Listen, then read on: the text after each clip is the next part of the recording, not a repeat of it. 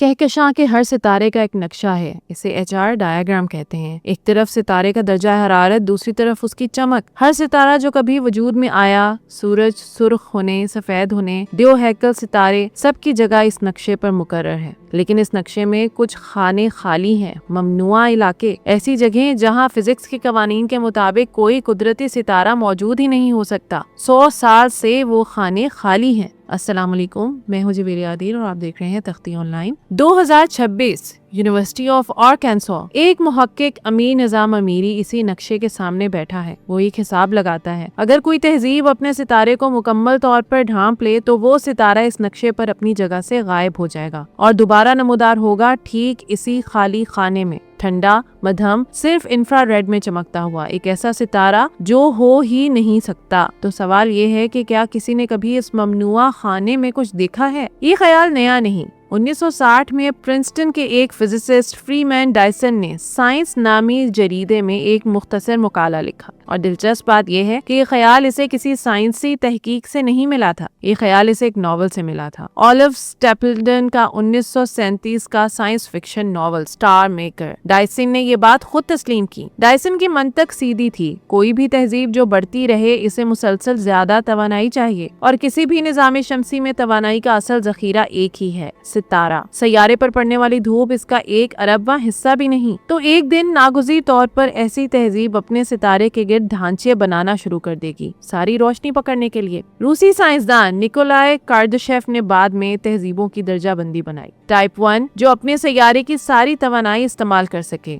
Type 2 جو اپنے پورے ستارے کی توانائی استعمال کر سکے، ٹائپ 3 پوری کہکشاں۔ ہم ابھی ٹائپ 1 تک بھی نہیں پہنچے، لیکن 60 سال تک یہ سب باتیں ہی رہیں، کیونکہ کوئی نہیں جانتا تھا کہ ڈھونڈنا کیا ہے، اور جب بھی کوئی مشکوک ستارہ ملا وہ آخر میں قدرتی نکلا۔ سب سے مشہور مثال ٹیبیز سٹار تھی، جس کی عجیب مدھم پڑتی روشنی نے دنیا کو ہلا دیا۔ آخر میں جواب نکلا صرف گرد، ہر بار امید، ہر بار مایوسی۔ امیری نے 2 کام کیے اور دونوں نے سب کچھ بدل دیا۔ پہلا، اس نے پوچھا کہ ایک ایلین انجینئر کون سا ستارہ چنے گا۔ ہمارا فرض یہ تھا کہ وہ سورج جتنا بڑا شاندار ستارہ چنے گا، لیکن انجینئر شان و شوکت نہیں دیکھتا، انجینئر لاگت دیکھتا ہے۔ سورج کے گرد ایک ہال بنانے کے لیے اتنا مواد چاہیے جو شاید پورے نظام شمسی میں موجود نہیں، لیکن ایک سرخ بونا، چھوٹا، ٹھنڈا، مدھم کہکشاں کے تقریباً 70% ستارے یہی ہیں، اور یہ اپنا ایندھن اتنی آہستگی سے چلاتے ہیں کہ کھربوں سال زندہ رہتے ہیں، کائنات کی موجودہ عمر سے کہیں زیادہ۔ ان کے گرد ڈھانچہ بہت قریب، بہت چھوٹا بنایا جا سکتا ہے۔ اور سفید بونا، یہ مرے ہوئے ستارے کی باقیات ہے، اس کا حجم اصل ستارے کا صرف 1% کے قریب رہ جاتا ہے۔ اس کے گرد آپ کو صرف چند ملین کلومیٹر اوپر ڈھانچہ بنانا ہوگا، اور یہ اربوں سال تک مستقل مزاجی سے توانائی دیتا رہتا ہے۔ یعنی ایک ذہین تہذیب سب سے شاندار ستارہ نہیں چنے گی، وہ سب سے آسان ستارہ چنے گی۔ اور اب دوسرا کام، اور یہی اس پوری کہانی کا موڑ ہے۔ امیری نے پوچھا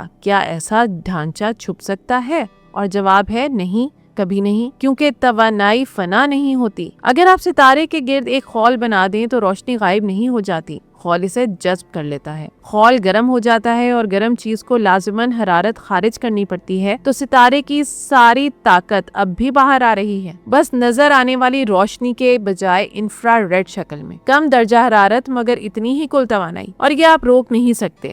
تھرمو ڈائنامکس کا دوسرا قانون آپ کو نہیں چھوڑے گا۔ آپ کائنات میں چوری چھپے ایک ستارہ نہیں کھا سکتے، رسید ہمیشہ کٹتی ہے، اور یہی وہ چیز ہے جو HR نقشے پر اس ممنوعہ خانے کو جنم دیتی ہے، کیونکہ اب آپ کے پاس ایک ایسی شے ہے جو انتہائی ٹھنڈی ہے، امیری کے حساب کے مطابق تقریباً 100 سے 300 کیلون کے درمیان، اور بڑے ڈھانچوں کی صورت میں اس سے بھی ٹھنڈی۔ موازنہ کر لیں، ہمارے سورج کی سطح تقریباً 5800 کیلون ہے، لیکن اور یہ امپورٹنٹ بات ہے، اس ٹھنڈی شے کی کل چمک ایک پورے ستارے جتنی ہے۔ ٹھنڈا اور طاقتور، یہ دونوں چیزیں ایک ساتھ قدرت میں نہیں ہوتی۔ ٹھنڈی چیزیں مدھم ہوتی ہیں، یہی ڈفرنس پکڑنے والا نشان ہے۔ امیری نے اس کی بنیاد پر ایک 4 نکاتی فہرست بنائی۔ کسی مشکوک شے کو یہ چاروں امتحان پاس کرنے ہوں گے۔ 1، انتہائی ٹھنڈی انفرا ریڈ چمک۔ 2، گرد کا کوئی نشان نہیں، کیونکہ گرد بھی انفرا ریڈ دیتی ہے، لیکن گرد کا اپنا اسپیکٹرل فنگر پرنٹ ہوتا ہے۔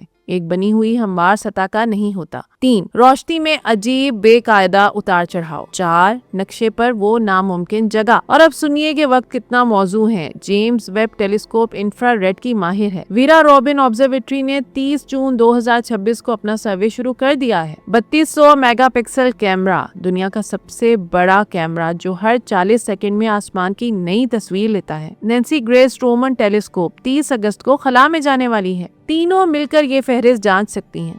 اور یاد ہے میرا پہلا سوال، کیا کسی نے کبھی اس ممنوعہ خانے میں کچھ دیکھا ہے؟ مئی 2024 پروجیکٹ ہیفیسٹوس، محققین نے 50 لاکھ ستاروں کا کیٹلاگ چھانا اور 7 مضبوط امیدوار نکلے، 7 سرخ بونے۔ پھر ایک ختم ہو گیا، پتہ چلا کہ اس کے عین پیچھے بالکل سیدھ میں ایک سپر میسو بلیک ہول موجود تھا، وہی عجیب سگنل کی وجہ تھی۔ باقی 5 ہیں، آج تک ان کی کوئی تسلی بخش وضاحت نہیں ہوئی۔ اب ایمانداری سے کچھ باتیں سن لیں کیونکہ باقی سب چینل آپ کو یہ نہیں بتائیں گے۔ پہلی، آج تک ایک بھی ڈائسن اسفیئر نہیں ملا، ایک بھی نہیں۔ 5 امیدوار ہونے کا مطلب 5 ایلین تہذیبیں نہیں، اس کا مطلب 5 ایسے ستارے ہیں جن کی وضاحت ابھی باقی ہے۔ ماضی میں ہر ایک ایسا امیدوار آخرکار قدرتی نکلا ہے۔ دوسری، امیری کا مقالہ نظریاتی ہے، یہ ایک اکیلے محقق کا کام ہے جو یونیورس نامی جریدے میں اپریل 2026 میں شائع ہوا۔ یہ کوئی دریافت نہیں، ایک نقشہ ہے۔ اور تیسری، جو سب سے دلچسپ ہے، خود فریمن ڈائسن کا کہنا تھا کہ ایک ٹھوس خول بنانا میکینیکلی ناممکن ہے۔ وہ کبھی خول کا قائل نہیں تھا، وہ ہمیشہ ایک ڈھیلے جھرمٹ کی بات کرتا تھا، لاکھوں الگ الگ ٹکڑے اپنے اپنے مدار میں۔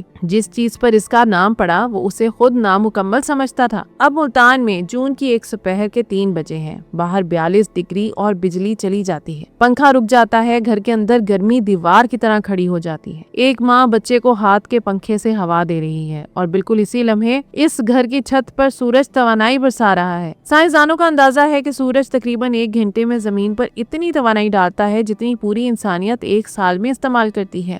1 گھنٹہ 1 سال، اور ہم بیٹھے یہ خواب دیکھ رہے ہیں کہ کوئی تہذیب پورے ستارے کو نگل لے۔ کارڈاشیف کے پیمانے پر ہم ابھی ٹائپ 1 بھی نہیں، ہم اپنے سیارے پر گرنے والی مفت توانائی کا ایک معمولی حصہ بھی نہیں پکڑ پا رہے۔ اور یہ کوئی خلائی مسئلہ نہیں ہے، یہ ملتان کی اس چھت کا مسئلہ ہے۔ غور کریں، ڈائسن اسفیئر ڈھونڈنے والی فزکس، تابکاری کا توازن، جذب اور اخراج، انفراریڈ میں نکلنے والی ضائع شدہ حرارت، بالکل وہی فزکس ہے جو کراچی کی چھت پر لگے سولر پینل کے پیچھے ہے۔ ایک ہی ایکویشن، ایک ہی سوال، تم اپنے ستارے سے کتنی روشنی پکڑ سکتے ہو اور کتنی ضائع کر رہے ہو؟ کوئی تہذیب اس لیے نہیں ناپی جاتی کہ وہ کیا بنانے کا خواب دیکھتی ہے، وہ اس سے ناپی جاتی ہے کہ جون کی دوپہر ملتان کا پنکھا چلتا ہے یا نہیں۔ کارڈاشیف کی سیڑھی ستاروں سے شروع نہیں ہوتی، وہ چھت سے شروع ہوتی ہے۔ 5 ستارے آج بھی آسمان میں ہیں اور ابھی تک کوئی ان کی وضاحت نہیں کر سکا۔ شاید وہ گرد نکلیں، شاید کچھ اور، لیکن جو چیز مجھے چپ کرا دیتی ہے وہ یہ ہے، اگر کوئی وہاں واقعی اپنا ستارہ کھا رہا ہے تو وہ اسے چھپا نہیں سکتا۔